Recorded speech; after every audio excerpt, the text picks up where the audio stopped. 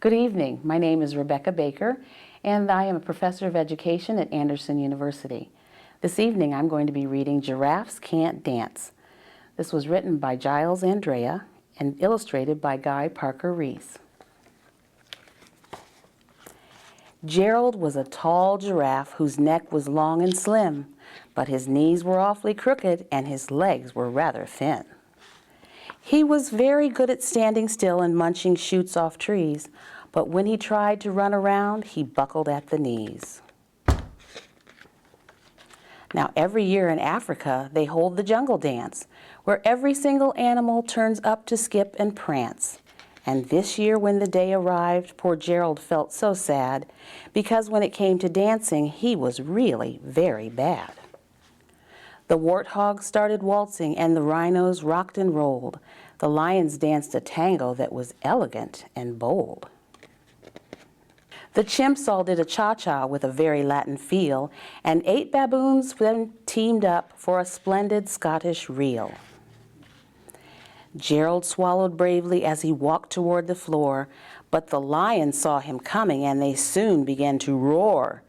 "Hey, look at clumsy Gerald," the animals all sneered. "Giraffes can't dance, you silly fool. Oh, Gerald, you're so weird."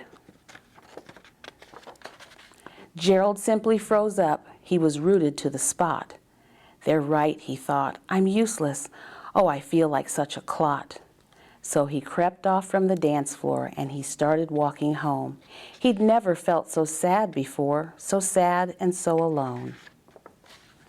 Then he found a little clearing and he looked up at the sky. "The moon can be so beautiful," he whispered with a sigh. "Excuse me," coughed a cricket, who'd seen Gerald earlier on, "but sometimes when you're different, you just need a different song. Listen to the swaying grass and listen to the trees. To me, the sweetest music is those branches in the breeze. So imagine that the lovely moon is playing just for you, and everything makes music if you really want it to."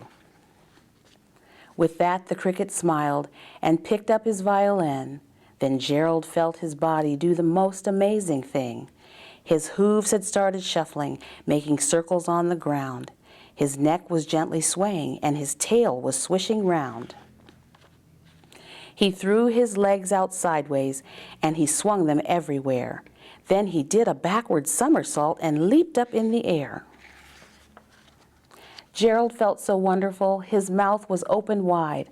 "I am dancing, yes, I'm dancing, I am dancing," Gerald cried.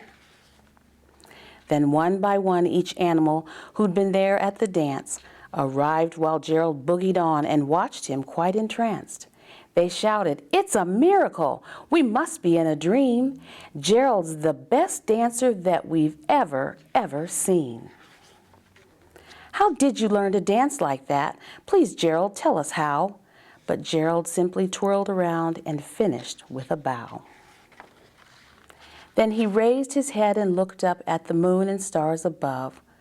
"We all can dance," he said, "when we find music that we love."